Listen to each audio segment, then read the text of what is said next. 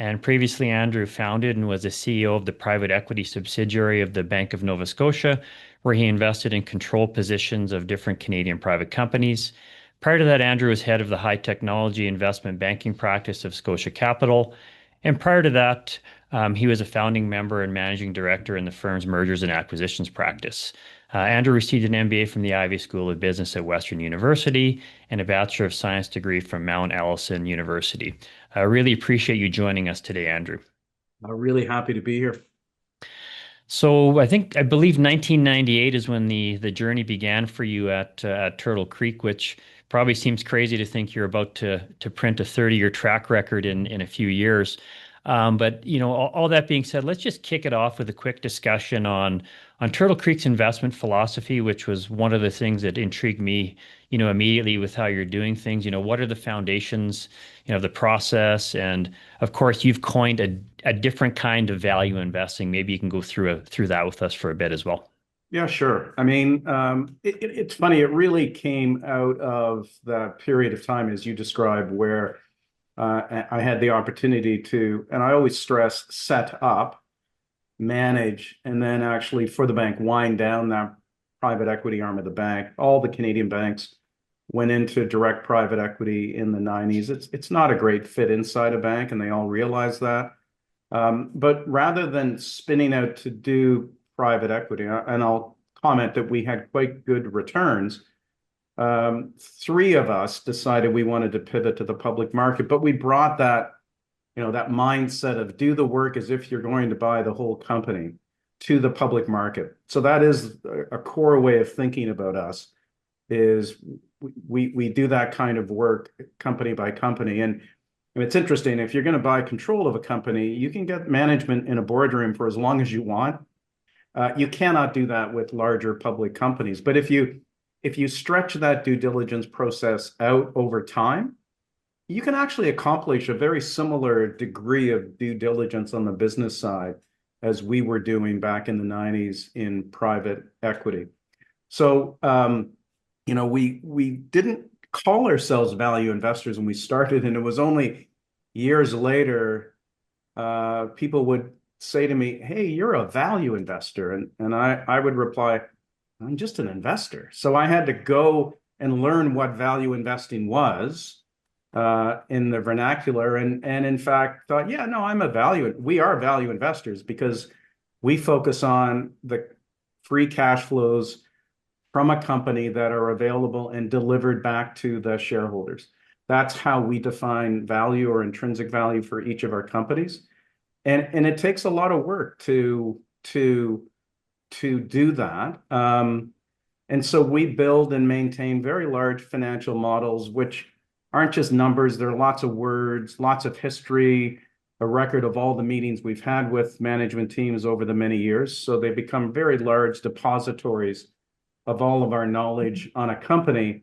And I would, with that tagline of a different kind of value investing, in that process of in doing that work, it's important to appreciate that we are not being conservative in our forecast. We are trying to get the future right, company by company.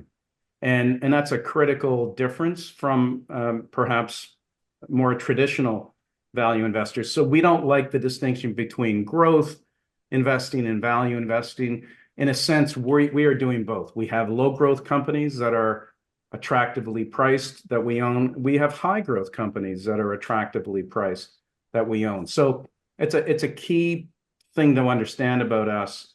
And another way we're different is we are looking for remarkable companies, and we have over the years really build up a list of companies that are truly exceptional, doing something special in their industry, focused on long-term returns for their shareholders. Frankly, most public companies do not pass our test that I just laid out, but some companies do, and we only own 30 companies in the main fund. So it's not like we need to identify thousands of companies that make the grade, but we have over 100 companies today that meet our definition, where we have a fulsome view of intrinsic value, and then we own the 30 that are the most attractively valued in the public market. Um, and then I said we're not conservative in our forecast, but we're really conservative in the looking for that margin of safety. The bigger the margin of safety between what we think a company's worth and where the share price is, the lower risk it is, and that drives how much we want to own of each company. And then the final thing that we do, which is unique, is we're continuously reacting to the wonderful volatility in the public stock market to improve holding by holding over time on a buy and hold. So it's kind of Turtle Creek's approach in a few minutes. Perfect. Appreciate that. Nice. Thanks for that, Andrew. Investors are often taught that to strive for high returns, they need to accept high risk. Do you believe this assumption to be true? And how would you define investment risk? Yeah, well, first of all, I don't believe it's true, and I don't.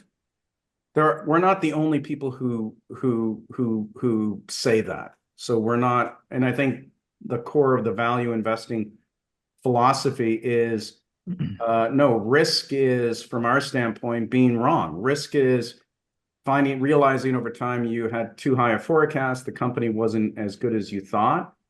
It's very easy to it's really easy to put together a portfolio where none of the companies are going to go bankrupt. But it's not so easy to put together a portfolio of companies where you'll look at the portfolio 5 to 10 years from now and you say, oh, that's great. The share prices are all a lot higher.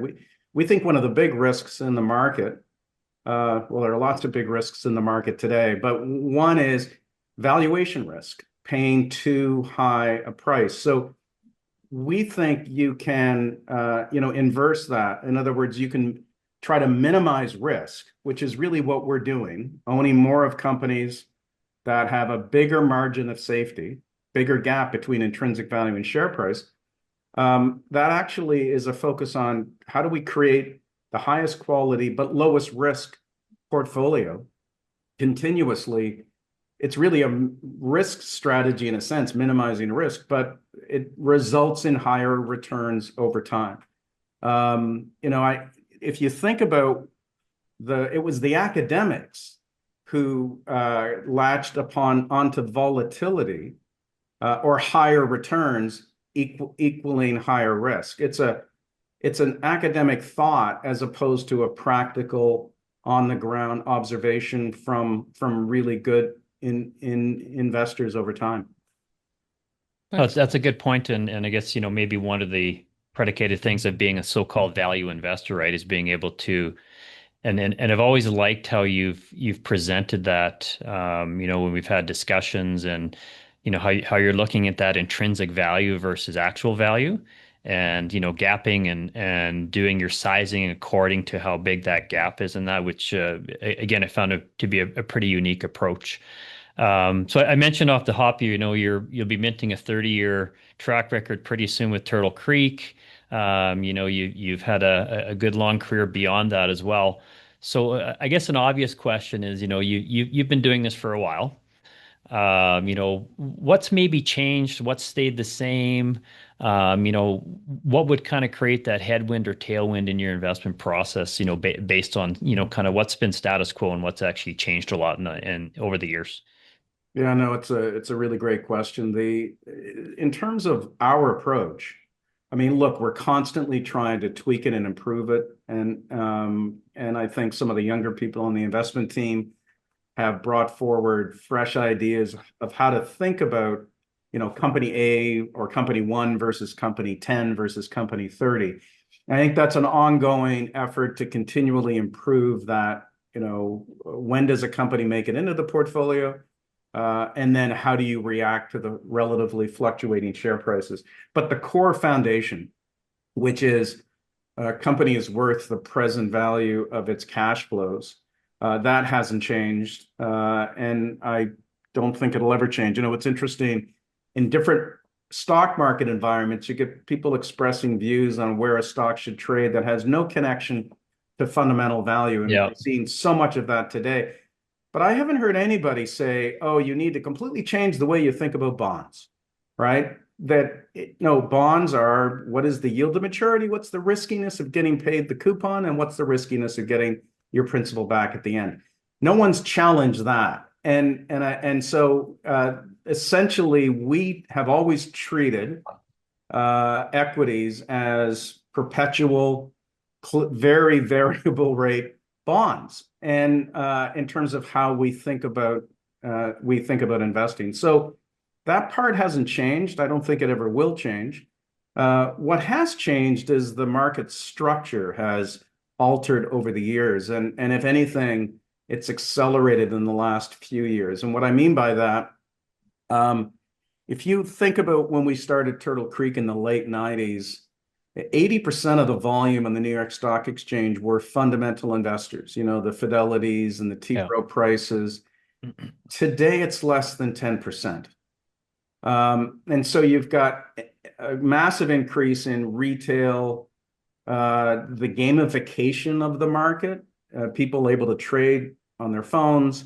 I mean, the first wave of that was when we started, right? There were the chat rooms, there was the dot-com bubble. But that has changed. The continuing trend toward passive money and the fund flows that drive share prices. But then on top of all of that, the more recent, let's call it the last decade, but really accelerating in the last few years, of what are called the pod shops that make up, some people argue, a majority of the volume. I think it's easily a majority of the volume in the stock market, at least in the US.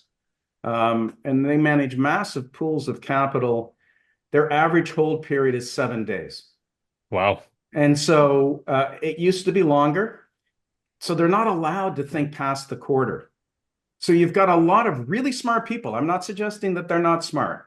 And if you get it right in a certain market environment, whether that's trend following, whether that's kind of playing the quarter, whether it's doing basket trades, I'm betting on a recession, I'm betting on the Fed cutting interest rates next week, you know, or in 2 weeks, all of those things are driving share prices to a much greater degree. So call it the decline of the fundamental investor. And that's been happening, and I see no sign that that is going to change. And we can talk about this more, but I think that on the one hand, it's a shorter term headwind, but actually a longer term opportunity. And there's a terrific white paper, that a person in the US, Cliff Asness, who co-founded a group called AQR, very different investment style than us, but a value investor in his own right.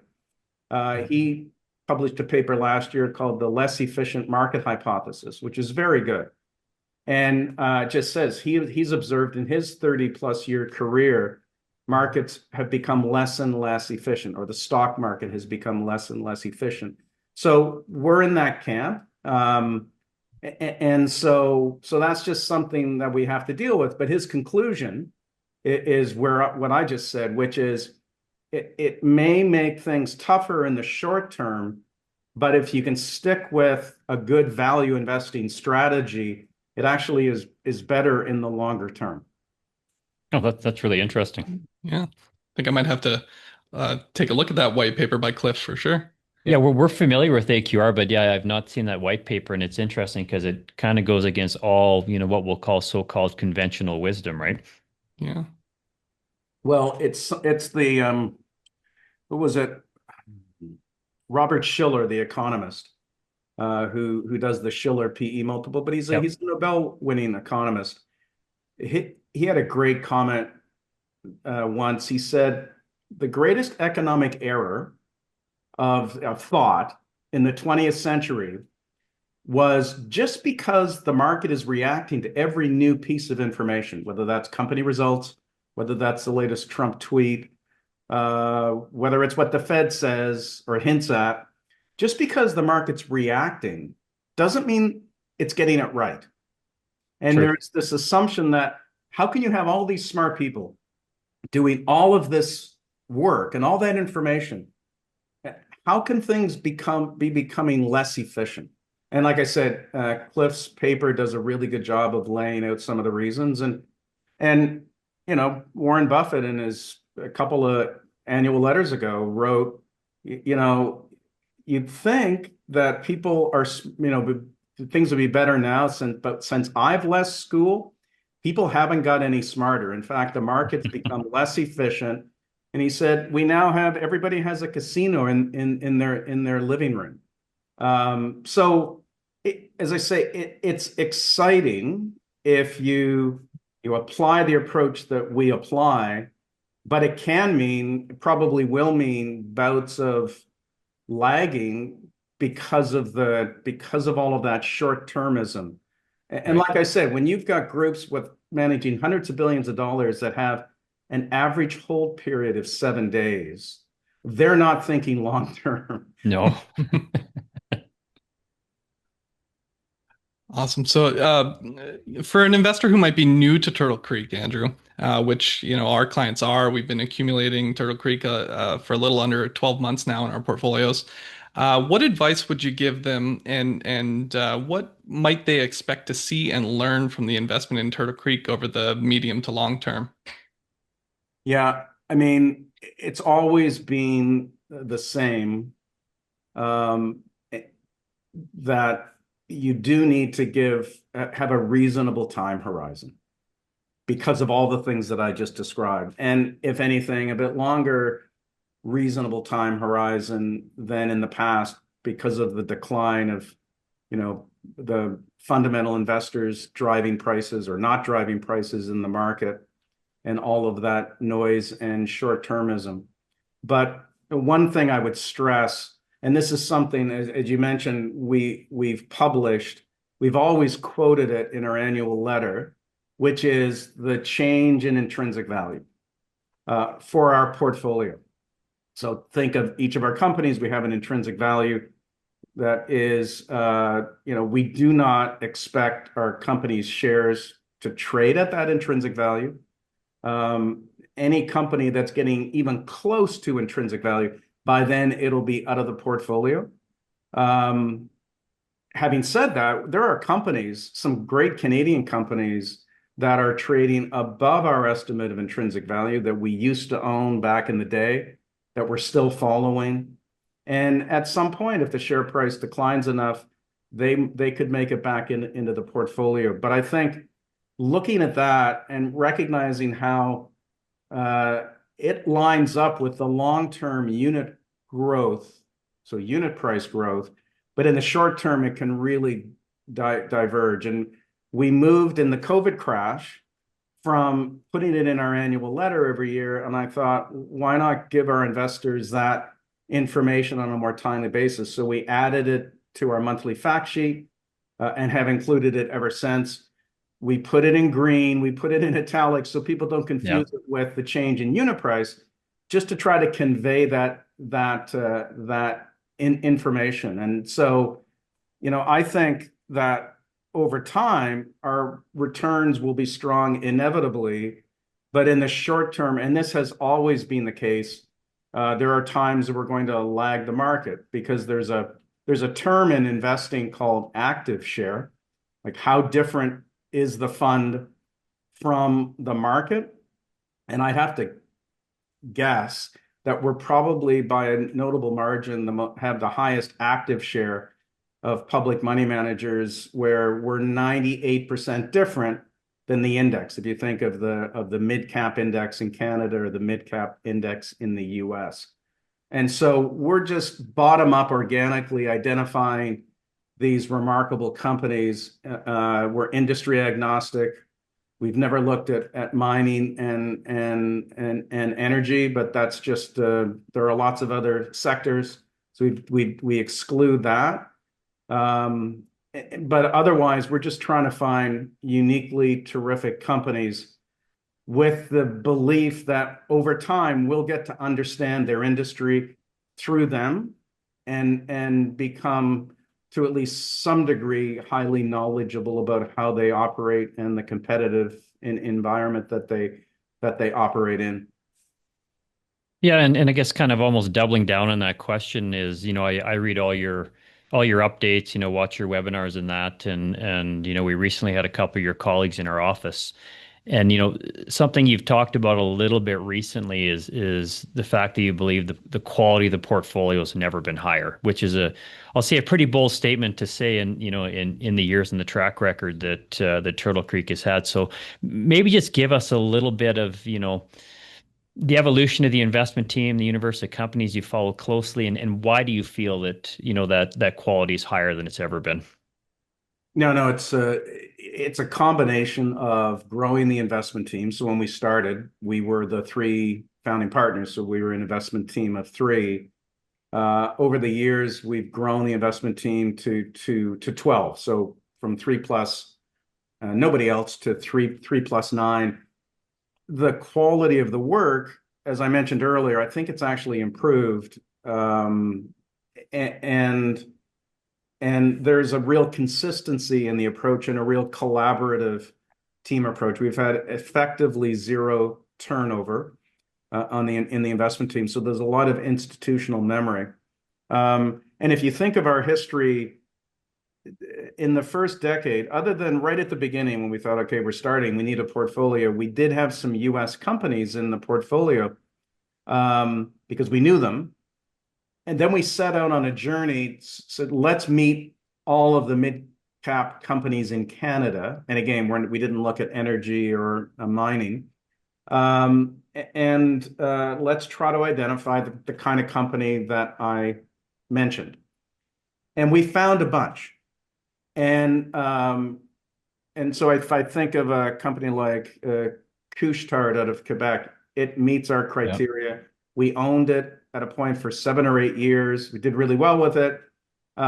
We don't own it today and haven't for a number of years, but it's purely to do with valuation, right?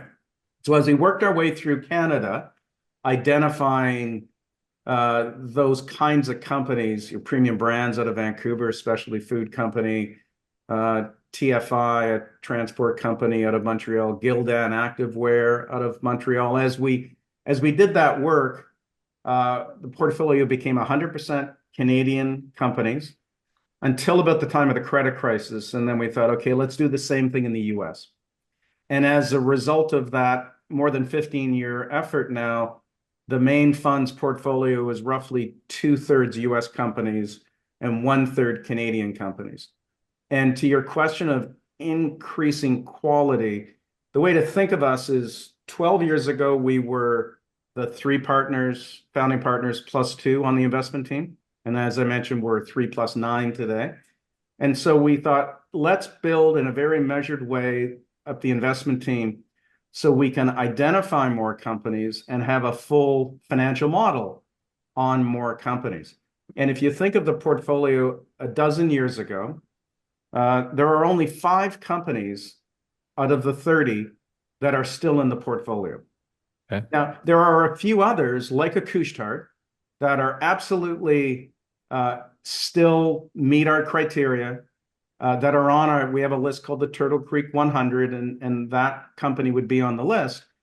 It's just been pushed out because of a rising share price and finding other equally good companies at more attractive valuations. And so that process has resulted in, on average, 4 changes a year. And I keep wondering, is it going to increase because we're following more companies? But it hasn't. And last year we added 4 companies, which means we took 4 out. This year, and we're into basically near the end of the year, we've added 4 companies to the portfolio. So that pace of change has been pretty steady, consistent. But it's interesting. If we didn't find another remarkable company, that would be okay, because we've identified well over 100 that meet our criteria. But we continue to find these companies that meet our criteria. We are doing work on one right now that I'm really quite excited about. But the way to think of our process, we find companies, we meet with companies, we go to conferences, we talk to all the analysts in Canada and the States, and through all of those processes, we flag companies that might meet our criteria, right? Most of the time, once we dig in and start doing work on one of those companies, At a point, we put our pens down. We say, yeah, you know what? This is a special company, but the market is valuing it at a level that it would never make it into the portfolio. We'd have to make these assumptions on growth and margins and whatever else. And so we hit the pause button, and but we keep an eye on it. And there are lots of examples over the years where we'd hit the pause button, but then 3, 4, 5 years later, the stock there it's out of favor, and we pick up our pens again.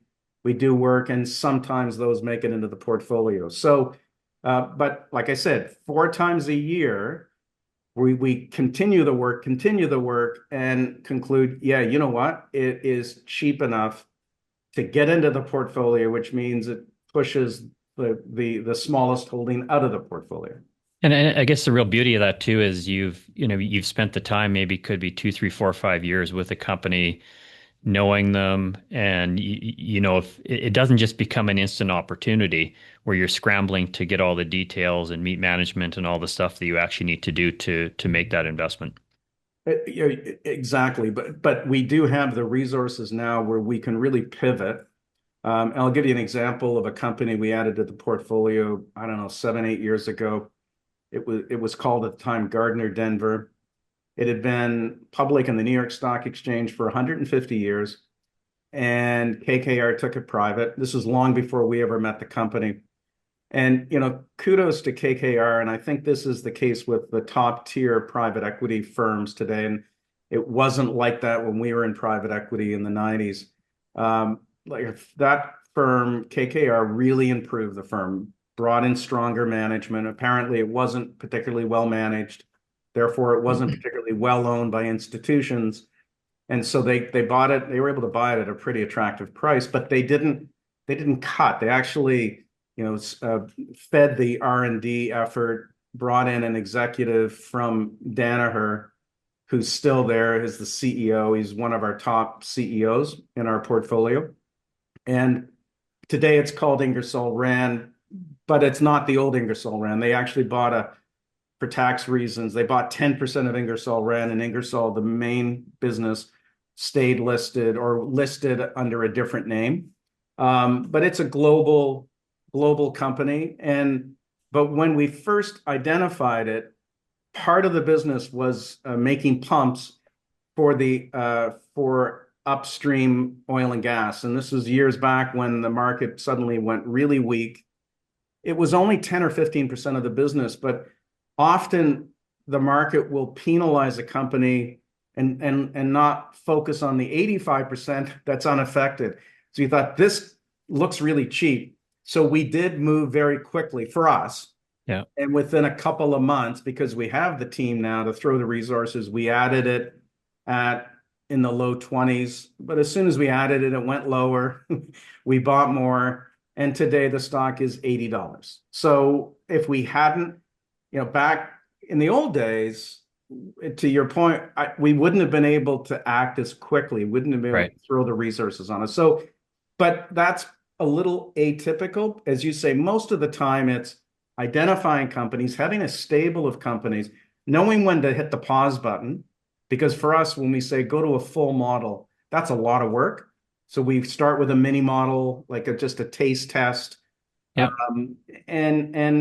But what we find, and it's been a surprisingly consistent cadence of once a quarter, either because we find something new, do the work and say, gee, at this price, we want to add it, or more common, we already know the company, as you say, we're following it, and the share price sells off, and we pivot and really make a decision if we want to own it. And when you're switching, so add four, take four out, let's say that's your average. Is your preconceived notion to take out a US, put back into US, or is it more driven you could go take out of Canada, put into US, or vice versa? It has nothing to do with Okay. geography. While a third of the portfolio are Canadian headquartered companies, less than 8% of the revenue and earnings are Canadian dollar revenue and earnings. So we have our US companies, many of them have operations in Canada. Of course, all of our Canadian companies have operations at a minimum in North America. So Premium Brands is a good example. They have very little outside of North America. Most of our Canadian companies are global in their operations. We do not and haven't for years now owned a purely domestic Canadian company. So we think it's a bit of a artificial distinction as to where the head office is. I always use Premium Brands as an example. I mean, if they were headquartered in Seattle, they would have gone public in New York, but they're headquartered in Vancouver, so they went public in Toronto. It's the same company. And now there are capital market differences. All of those comments I made about the pod shops and having a time frame of 7 days, it hasn't gotten that bad in Canada yet. Yeah.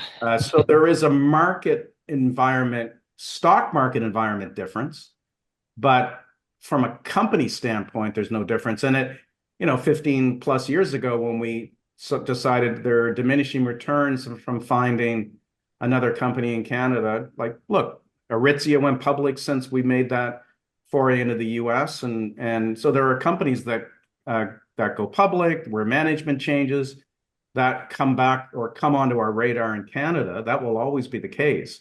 But as we went to the US, I did have call it the question, will we have the same access and conversations with American management teams? Because they have under securities law, a thing called Reg FD, which, I wondered, would they be more, cards to the chest? Yeah.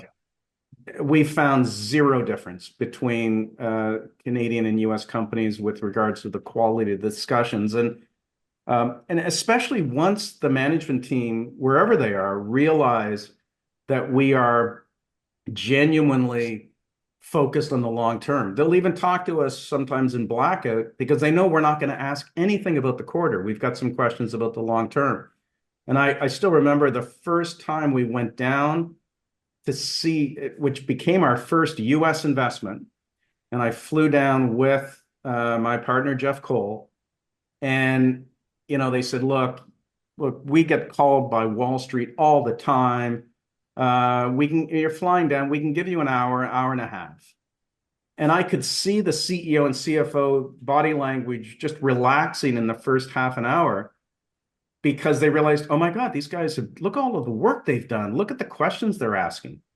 Yeah. We spent the entire day with them, to the point where the president was saying, well, my dad's from Montreal. I was born in the States, but and then they said, yes, we get called by the hedge funds on Wall Street all of the time, but they're just trying to read our body language. Are we going to do another acquisition? What's the quarter going to look like?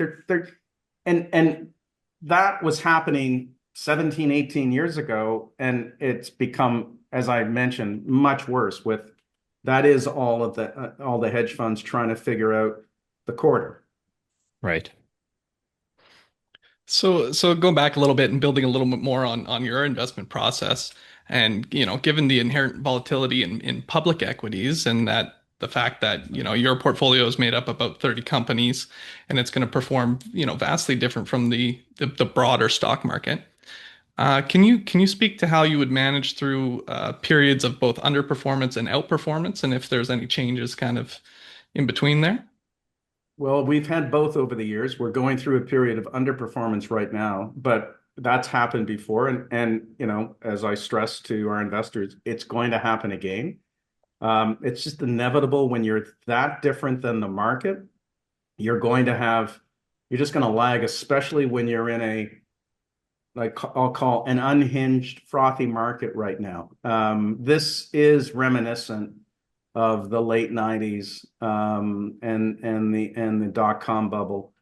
And a couple of years ago, I would say, when people would ask that question, I'd say, it's not as unhinged as then, but it's feeling like that now. Like we've gotten to the point where there's a terrific chart that I don't know if you've shared with your clients that we found at a JP Morgan. It was in a Howard Marks memo from last year that just shows the beginning PE multiple in the S&P 500 and your subsequent 10-year returns. Here it is here.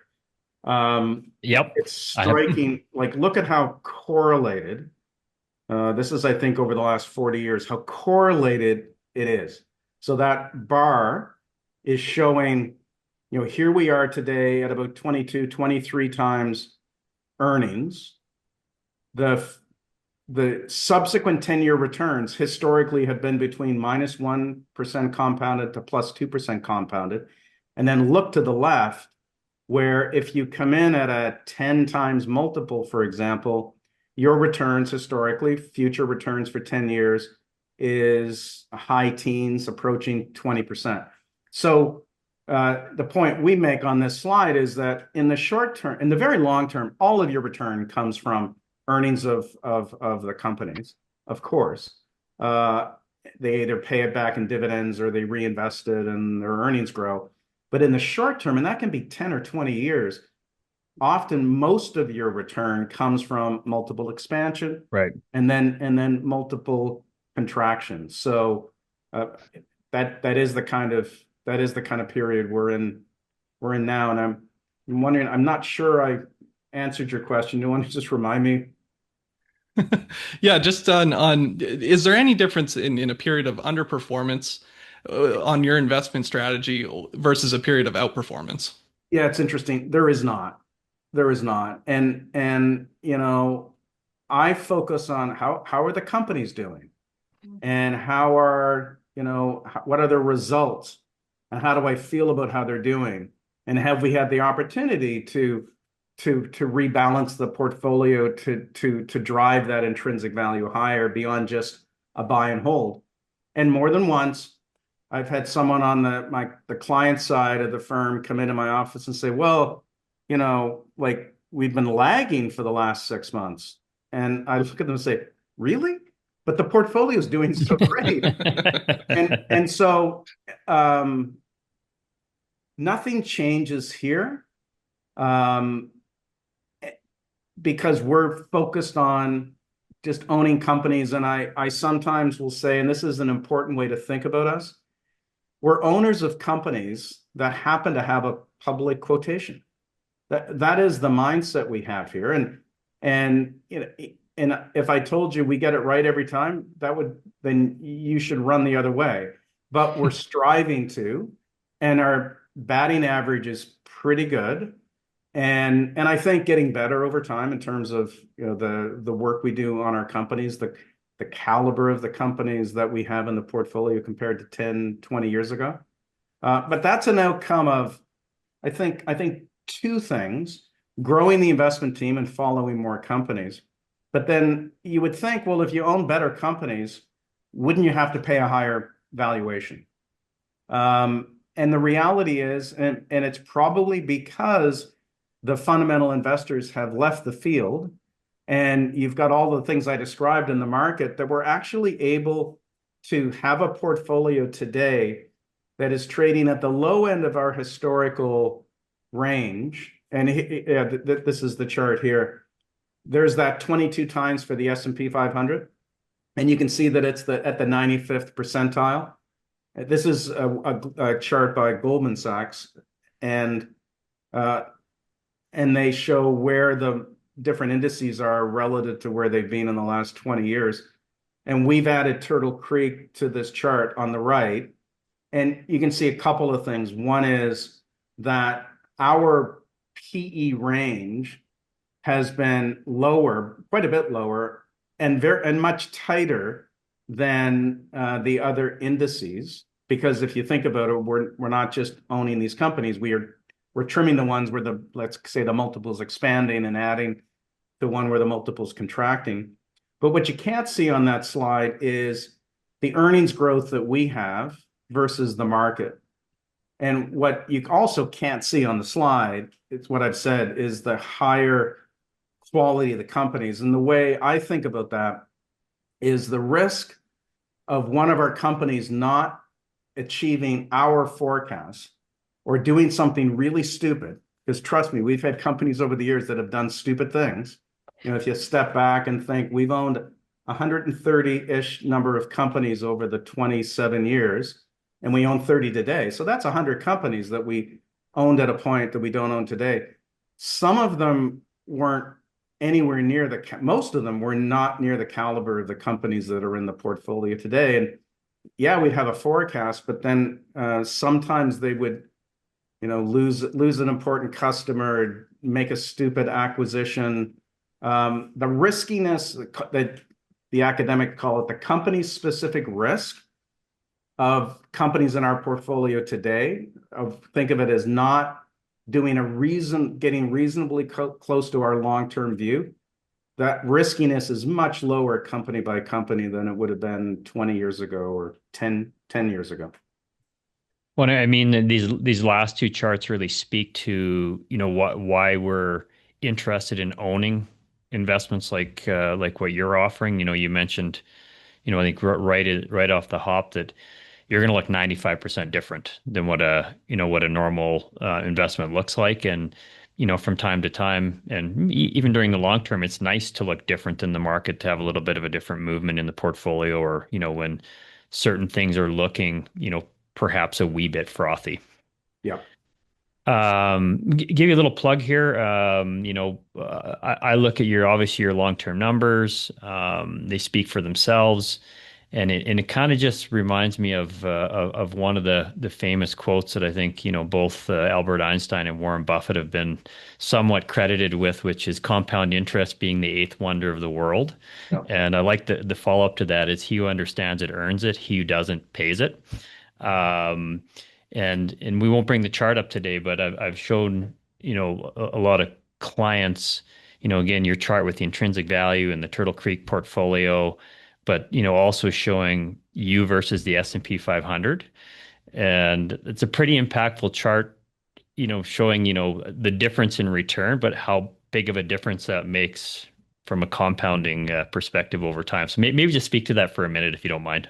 Yeah, as you were describing that, it reminds me of a meeting that we had a few years ago in Vancouver, and the group had been invested with us for quite a while by then, and I was with one of the senior client-facing people, and it was a bit afterwards like an episode in Seinfeld, because in the meeting they said, "This is so much better. Like, your approach is so good, and this is so much better than just being in the market. How come it's not better? In other words, how come it's not twice as much?" And they were looking at returns where, let's say, the market was 8%, and let's say over a period of time we were 12%, just to pick a number. And, how come it's not double as good? And we just said, well, we just talked and said, well, it's still better, right? And as we're going to the taxi after the meeting, my colleague said, damn it, it's way better than twice as good. Because if you can compound it 12% versus 8% and you give it 10 years, that's a lot more than double. And I said, great. It's a bit like the episode where George Costanza keeps thinking of his great comeback lines half an hour after. So I said, you could have said that in the meeting. So you're right. We are not trying to hit the cover off the ball. I haven't used this baseball analogy for a long time, but the way to think of us is we never hit home runs.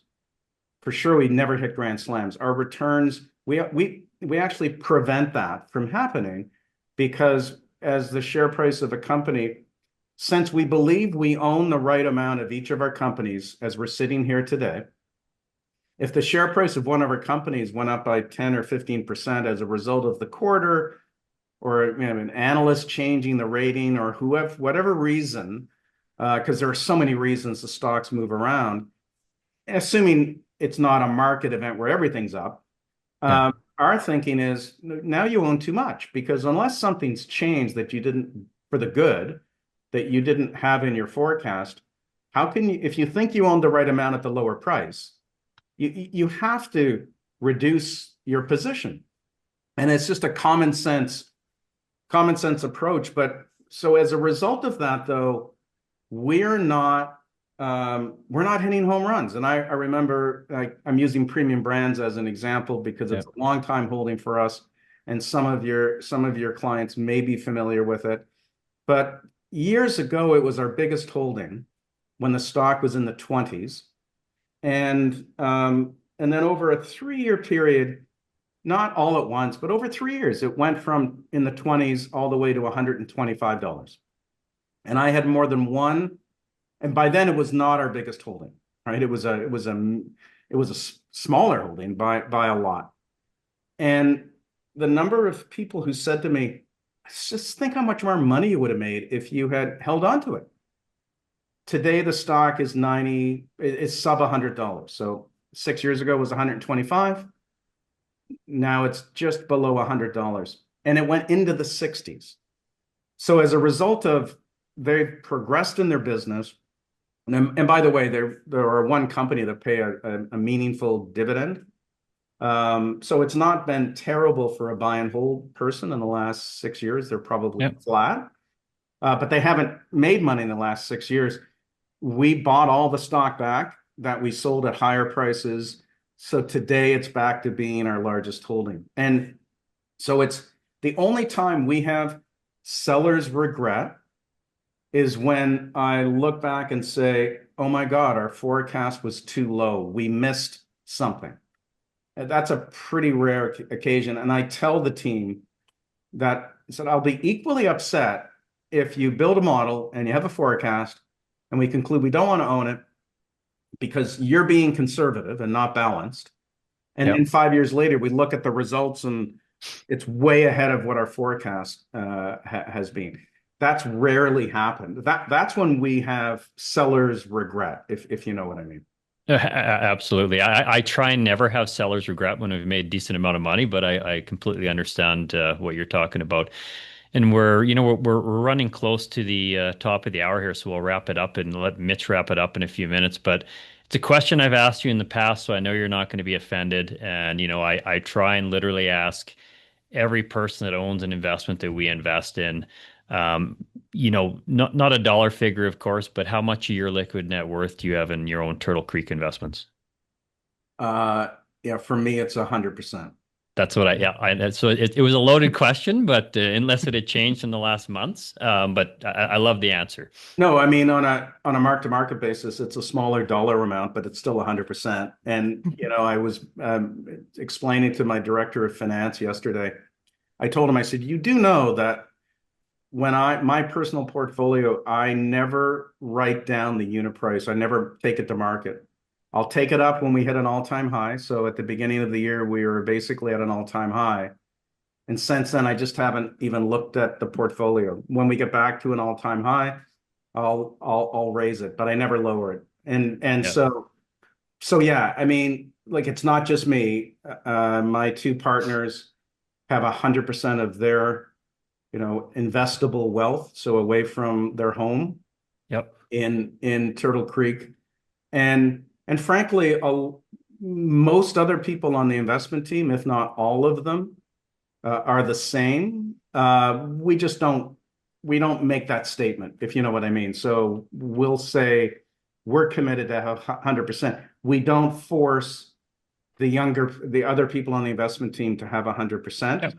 It was funny because an advisor asked me years ago at our AGM, and he said, isn't there a risk that you take too little risk because you have all of your money in the fund? And I said, yeah, if we were running a venture capital fund, you would not want me to have all of my money in the fund because I wouldn't be taking the appropriate risk you're looking for me to take. But I said, the whole point of this is what we're trying to do. We're trying to take within the constraint of here are the companies that we know well and follow, and you can see it in the Turtle Creek 100. We then are absolutely trying to build the portfolio with the lowest risk. That's the whole point of Turtle Creek. The returns over time are simply an outcome of that.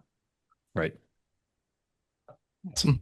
Well, with that, Andrew, on behalf of Kevin, myself, and everybody else listening, we really appreciate you being here. Thank you for your fantastic conversation and for spending your time with us here today. And to everybody listening, thank you for investing the time to learn a little bit more about what you own and why we own it. As always, if you'd like to talk further about anything in your portfolio or today's conversation, please reach out. Thanks again. Have a wonderful weekend and rest of your afternoon. Perfect. Thanks so much, Andrew. Thanks, everybody.